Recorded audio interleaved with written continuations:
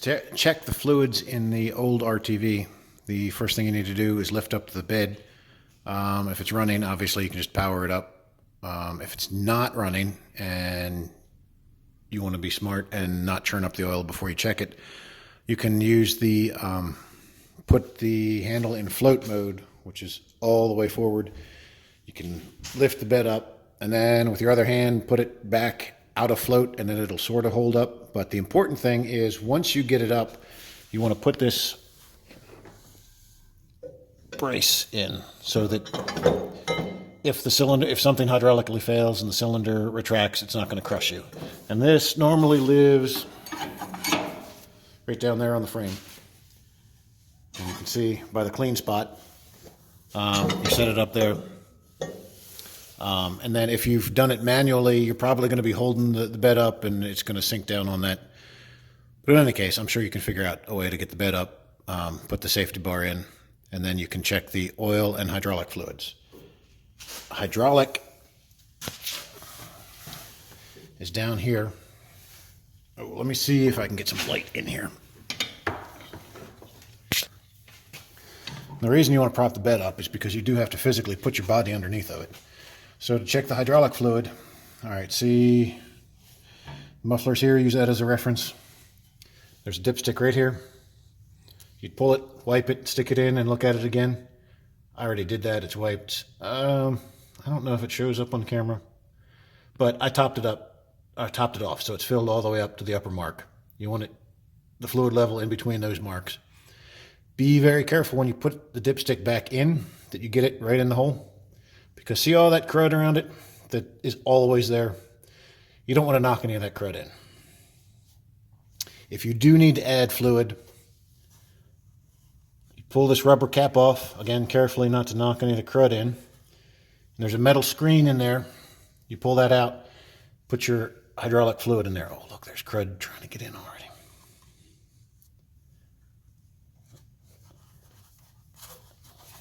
This uses the Kubota Super UDT fluid. Make sure it's the super.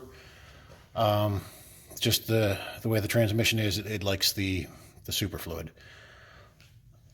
The other thing you can do while you're under here is try to get rid of some of all this crud, because it's really not good to have that layer of dirt on everything, insulating things, keeping heat in. I mean, the transmission is meant to be able to radiate heat a little bit. So it would be awesome to periodically, somebody other than me take a blower in there, air hose off the compressor and blow all that stuff out. Unfortunately, the machine has a few leaks hydraulically and a few weeps. So it's always going to be a little wet, which is going to attract dust and give you that mess on everything. The oil we'll get to from the other side.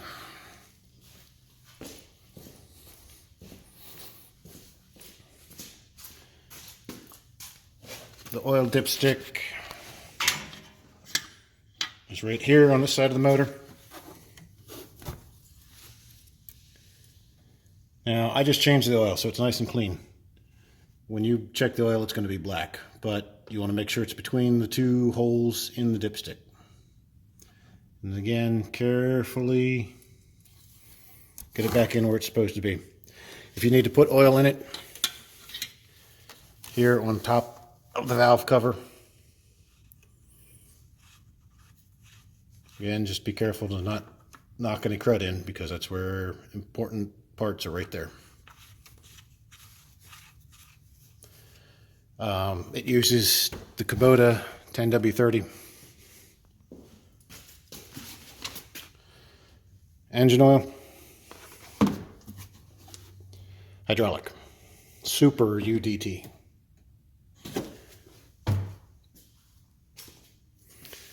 The air cleaner would be another good thing to check. Of course, one of the clips is broken, so we got it kind of bungeed on here. I have not gotten to this yet. I'm sure it's... Oh, yeah. Well, it's not that terrible.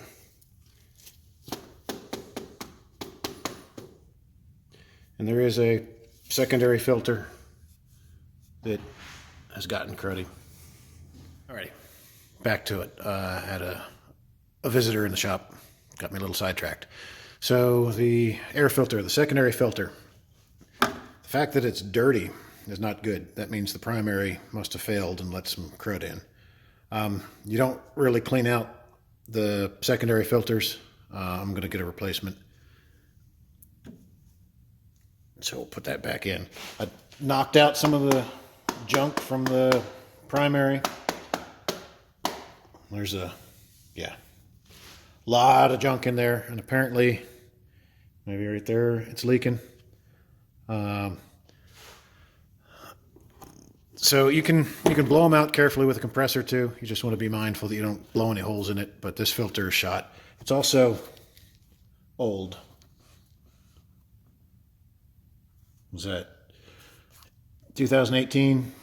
So that's what, almost 5 years old. How many hours? I don't know. A lot of hours. So I'm going to get a new one. The machine's probably not going out until I do some more work on it anyway. But cleaning out the air filter is something that could be done periodically by somebody else. It's good maintenance. The other thing to check is the radiator, which is under the seat.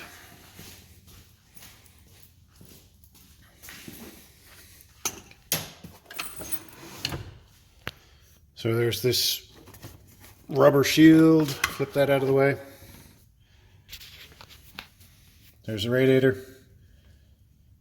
Open it when it's cold. And of course it's dark, you can't see. And where's my flashlight?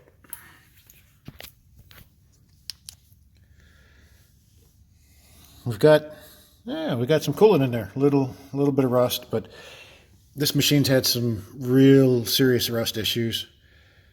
If it's low, put coolant mix in it. I normally keep a couple jugs around that are mixed, and I'll write on them mix. Do not put water in it. If you can't find anything, it's better to just deadline the machine and let me put the right fluid in it, because if you put water in it, in the wintertime, it can freeze and destroy the motor. But also, the antifreeze also has the anti-corrosion additives. So if you put too much water in it, it'll rust, and we already have enough rust. So something else to check.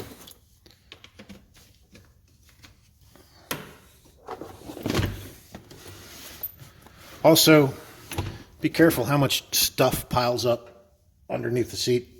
It would be really nice to keep hay and debris out of here, out of the radiator. Just general housekeeping, because it's just not good to have hay packed into all the nooks and crannies. Some other things to check. Brake fluid is under the hood, which won't open right now because I still haven't flipped around the windshield. That's not something that we worry about until we have to worry about it. There's also power steering fluid, which has not been a problem. That's under the seat as well. And the separate hydraulic reservoir for the lift. But mostly, the important things are hydraulic fluid in the transmission, engine oil, and coolant in the radiator.